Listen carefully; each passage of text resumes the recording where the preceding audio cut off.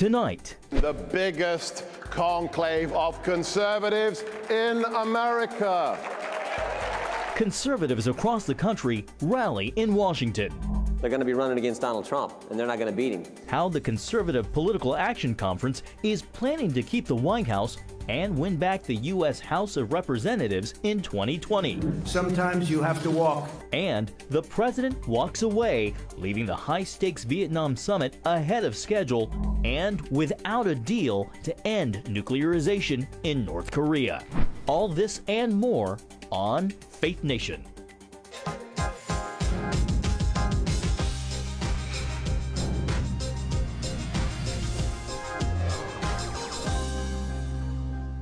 And welcome to Faith Nation. I'm John Jessup. And I'm Jenna Browder. Well, the president returns back to Washington from Vietnam, but Republicans outside the Beltway have already started rallying around his 2020 bid to stay in the White House. CBN News White House correspondent Ben Kennedy joins us now with how Republicans plan to win 2020. Ben? Well, John and Jenna, Republicans at this year's annual Conservative Political Action Conference are painting a picture of, quote, what makes America great? The answer? A Trump presidency. Anything less, according to these conservatives, would be akin to socialism.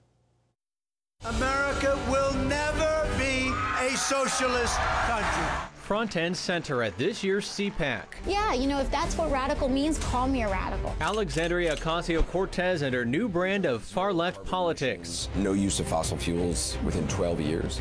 That is the goal. It's ambitious. And how is that possible? You're talking about everybody having to drive an electric car. Republicans taking on the freshman congresswoman's Green New Deal. You know, with this Green New Deal, they're trying to get rid of all the cows. But I've got good news. Chick-fil-A stock will go way up because we're going to be eating more chicken. Sending signals in a new video that the fight for 2020 will target Democrats as advocates of socialism. Their 2020 platform sounds identical to policies already tried and now failing in the collapsed socialist state of Venezuela. Open borders. I think we should get rid of ICE. And anti-Semitism. You used the term the occupation of Palestine. What did you mean by that? Senator Bernie Sanders. Nearly 2 years away from the presidential election, conservatives are training their fire and articulating their wins. Think about the first 2 years of this presidency. Taxes have been cut, regulations reduced, economy growing at an unprecedented rate, unemployment at its lowest in 50 years. We're out of the Iran deal. Embassies in Jerusalem, Gorsuch and Kavanaugh on the court. The hostages are home from North Korea, new NAFTA agreement, and a president who at the State of the Union will stand up and talk about the sanctity of human life. Now, the far left is taking center stage at CPAC, and the life issue is playing a major role. Governor Scott Walker hit back at Democrats in Congress for blocking a Republican bill this week to protect children born alive after botched abortions. It's not live birth abortion. It's not infanticide. It is murder. If you take the baby home and kill the baby at home, it's murder. It's the same thing's true at the hospital. Now, this as Senate Majority Leader Mitch McConnell took to the Senate floor today to announce his opposition to new legislation from Democrats. Take a listen. This legislation would shatter the long-standing consensus that federal dollars should not pay for abortions and force taxpayers to fund abortions nationwide.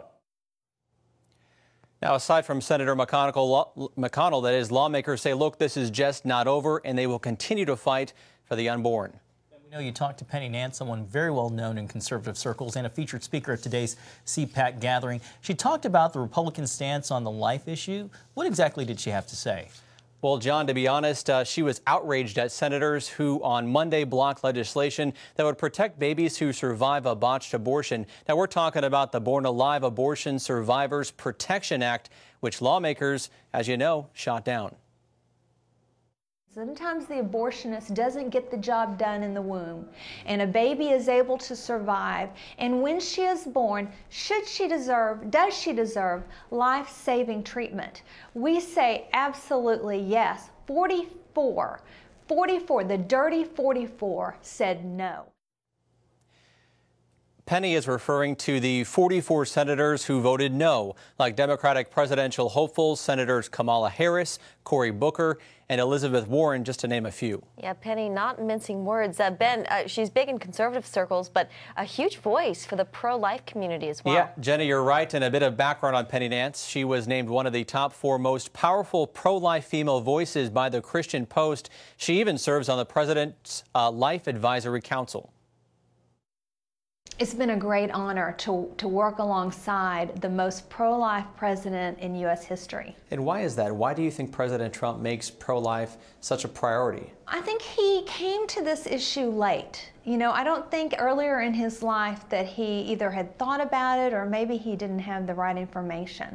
But once he had the opportunity to recognize what it meant, what abortion did to families, what it did to babies, what it does to their mothers, has become a real convert to the issue, and he very plainly expressed that. Penny says the Life Advisory Council has been working on legislation to protect the unborn and also keep money out of Planned Parenthood and places that perform abortions. And CPAC runs through the weekend. Can you tell us about some of the other big names coming up? Well, it turns out, John, some of CPAC's biggest speakers have yet to arrive. Vice President Mike Pence will talk on Friday at 10 a.m., while the president is set to fly back from Vietnam in time to speak on Saturday. I believe the president will talk on a range of issues, but I hope he does talk about the issue of life. I think he will find an audience that's very interested in what he has to say on that. CPAC is expected to draw more than 10,000 people. This year's theme is What Makes America Great, which, of course, plays on the president's campaign slogan. John, Jenna? All right, Ben Kennedy, thank you very much. Thanks. Well, President Trump left Vietnam today after he and North Korean dictator Kim Jong-un could not reach a deal. At their second summit in Hanoi, the two leaders appeared to be on the cusp of an agreement over denuclearization, but those plans fell through at the very last minute. No deal. Still, the White House is calling the talks very good and constructive. Sometimes you have to walk. And this was just one of those times. Talks were cut short. Both leaders departed, and this news conference moved up 2 hours. It was about the sanctions. Will there be a third summit, Mr. President? Basically, they wanted the sanctions lifted in their entirety, and we couldn't do that. The president hoped Kim would commit to scrapping his entire nuclear program and weapons. And earlier in the day, it seemed that was possible. In a rare scene, Kim interacting with American reporters who shouted questions at the two leaders. Kim was asked if he was ready to denuclearize. Through a translator, he said, "If I'm not willing to do that, I wouldn't be here right now." Good answer. Wow, that might be the best answer you've ever heard. But in the end, the North Koreans wanted too much for too little. The lifting of all sanctions, but no commitment to getting rid of all its nukes. Even without a deal, though, the summit appears to have ended on a positive note. I want to say I have great respect for Chairman Kim, and I have great respect for his country. And going into the summit, the president stressed the importance of taking time to get the right deal. Right now, there are no plans for a third summit between the two leaders, but Trump says he hopes the negotiating teams will meet again soon. President Trump's former personal attorney was back on Capitol Hill again today, his third straight day of testimony, this time behind closed doors. Here again, White House correspondent Ben Kennedy on the shots fired. Ben?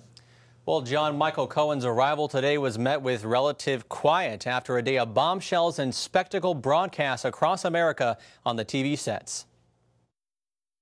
I am here under oath to correct the record. Michael Cohen's explosive testimony clearly showed intent to damage his former boss, President Trump. I am ashamed because I know what Mr. Trump is.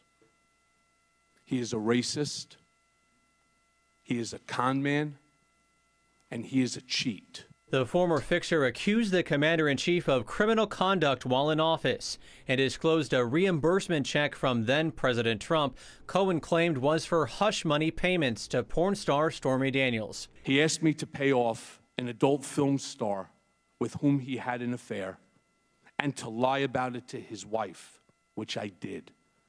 And lying to the First Lady is one of my biggest regrets. And a major accusation that the president had prior knowledge of the 2016 WikiLeaks email dump that hurt Hillary Clinton's presidential campaign. Cohen stopped short connecting Trump to Russia collusion. Questions have been raised about whether I know of direct evidence that Mr. Trump or his campaign colluded with Russia. I do not. Republicans pointed to Cohen's own past to punch holes in his testimony. Cohen faces 3 years in prison after pleading guilty to breaking campaign finance laws and for previously lying to Congress. First announced witness for the 116th Congress is a guy who is going to prison in 2 months for lying to Congress. Now, President Trump says that his former attorney is lying to reduce his prison time. Cohen adds that Trump has not offered him a pardon, and if he did, he would not accept it. John, Jenna? Thanks, Ben. Well, even for this town, it's been a busy week in politics, and there's still more to come as the president's expected to arrive late tonight at the White House after ditching out in Hanoi. Here to help us deconstruct the political whirlwind is Chief Political Analyst David Brody. David, Saturday, the president, he of course will be speaking at CPAC, as Ben had mentioned. And, you know, they're really laying out the case for why not to vote for Democrats. They're painting them as very far left, as extreme. How effective do you think this is? Very effective. I think it could win the election for Donald Trump. It could possibly win back the House for the Republicans because they have a lot of ammunition. Here is one warning sign. Be very careful of how you go about and try and rip AOC, Alexandria Ocasio-Cortez. Look, she's legit, and I'm not talking necessarily about the issues here. I'm talking about that she has a platform, she has oxygen from a liberal media. She showed herself to be very capable with Michael Cohen in the testimony the other day. She's very prosecutorial. Look, I think she actually has a lot more going for her than a lot of people think. And I think if Republicans, they're going to make her the target. But I got to tell you, I think they have to be very, very careful. I think she has some sort of base out there. She's very authentic. She's an authentic New Yorker. And when you're authentic, as Donald Trump knows, you have a lot of flaws that go along with that. But she's straight up. I wouldn't discount her at all.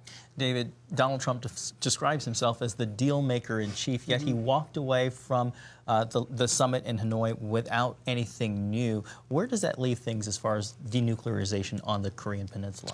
Well, precarious, for sure. A lot of folks are, some folks are criticizing Donald Trump on the left. What a shock that they're criticizing him on the left that he didn't come back with a deal. Here's the thing. The way I see it, he put discipline over ego for once. And I think that's a big part of it. Look, he could have easily said, I'll sign a deal, I'll change the headlines, it'll look big. It's the first time a U.S. president signed a deal with North Korean leader. He said, no, I just can't do it. I'm going to walk away. And, you know, I said on Twitter today, he is Kenny Rogers. He knows when to hold him, fold him, and knows when to walk away or something like that. I don't know. Kenny Rogers. Thank you. You don't see that often, but you'll see it on Faith Nation. Donald Trump and Kenny Rogers. David, you know, in the Michael Cohen case, the president's former personal attorney, he was on the stand again today. Of course, this one was closed to the press. It wasn't like yesterday's spectacle that we saw play out on all of the networks. What's left? Where does this go from here? A lot, actually, and here's what I mean by a lot. If we thought yesterday was a spectacle, wait till Ivanka Trump testifies in front of the committee. George Stephanopoulos and all the networks will be back for that one. They'll be back for Donald Trump Jr., Eric Trump. It's all coming. Possible Jay Sekulow, some of the other lawyers that are involved, they're all going to come, and I guarantee you the networks will break in for all of that. Also, the Trump tax returns are going to be a big deal. That's what Alexandria Ocasio-Cortez was going for yesterday and a lot of other folks. So there's a lot more work to be done and a lot more networks to break in and interrupt my favorite show, The Price is Right. Real quickly, we probably only have about 30 seconds left. How has the White House been reacting, or is the White House at all nervous because of the information? There wasn't much new, but it still doesn't look good for, you know, as far as public relations. You know, that's a really, actually, and you can say this is on the record, astute observation, John. But it's true. The White House has been kind of eerily quiet about this. Now, of course, they have a few other things that they're doing in Hanoi, or they have been doing in Hanoi, Vietnam. But having said that, I think it's more of a strategy of laying low for now, letting Michael Cohen and his convicted liar reputation kind of cement the deal for them, and no reason to continue to make pour any more fuel on the fire at this point. Okay. David Brody, thank you. Thanks, guys.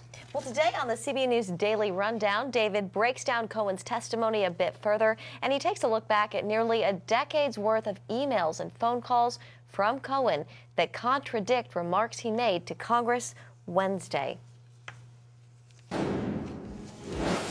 Coming up, advocates on both sides took to the Supreme Court over the legality of the Peace Cross commemorating World War I in Maryland. What attorneys arguing this divisive issue had to say as the nation's highest court nears a decision in the case of the cross.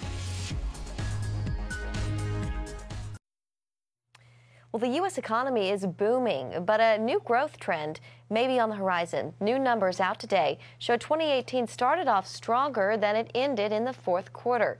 From October to December, the American economy grew at 2.6%. That's down from 4.2% earlier in the year in the second quarter. Tax cuts and higher government spending helped spur the growth. Many economists believe the fourth quarter slowdown could be a sign of what's to come in the months and likely years ahead. Forecasts show about 2% growth for this current quarter.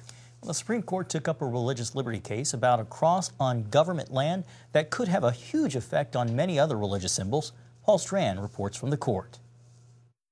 Instead, it has been perverted into the idea that religious liberty is the liberty to impose your beliefs on others. The fight at the Supreme Court was supposedly over one cross dominating a World War I memorial in Bladensburg, Maryland since 1925. But lawyers urged the justices use this opportunity to come up with a simpler, clearer way to decide these cases involving government and religious displays, symbols, or actions. For decades, the courts applied a so-called Lemon test. It's a murky, three-pronged standard from a 1971 opinion which states the action must have a mostly secular purpose, its primary effect must neither advance or inhibit religion, and it must not foster excessive government entanglement with religion. Well, this has led to things like one day in 2005 when the court said that the Texas state capitol could display the Ten Commandments, but a Kentucky courthouse could not. Defenders of the Peace Cross argued for a new standard, coercion. Does the government action coerce belief in religion? They say that's what the Founding Fathers wanted. It wasn't to sort of engage in some sort of religious cleansing of religious monuments across our country. The founders would be appalled at that concept. It was they didn't want there to be an established national church, and they didn't want the government coercing people with regard to their religion. Those who originally brought the case say the cross upsets them and is clearly a harmful entanglement of Christianity and government. This is predominantly a religious symbol. In fact, this is a memorial to Christianity. The Liberty Council's Matt Staver believes the cross will stand. I can't see the court overruling and causing a 93-year-old cross to be destroyed. But the original atheist and secularist plaintiffs felt confident as well. By the way the justices were asking really pointed questions, particularly of the other side, and weren't really buying a lot of the other side's arguments. So it appears both sides came out of the court feeling very good that their side's going to win this case, which probably means the justices are going to have a tough time deciding it. Paul Strand, CBN News, the Supreme Court. Under the president's leadership, Republicans and Democrats came together in a rare act of bipartisanship over prison reform. But that's not the only miracle that came out of the First Step Act. Coming up, the miraculous story of Matthew Charles's second chance.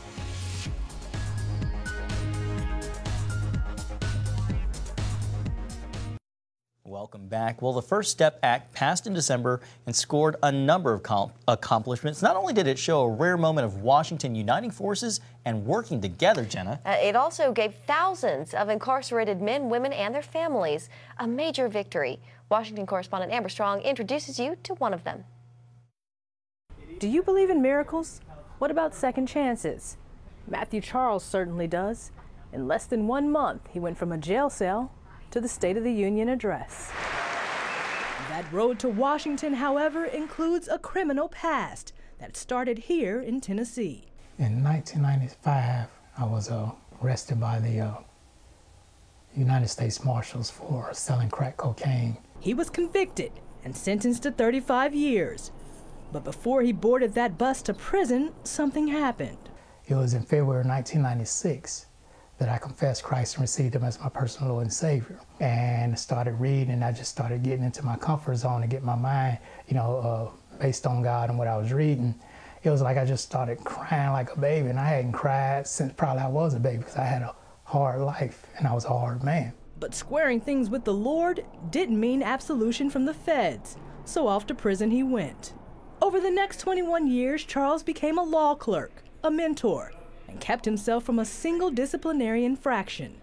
Then came the good news. God moved miraculously.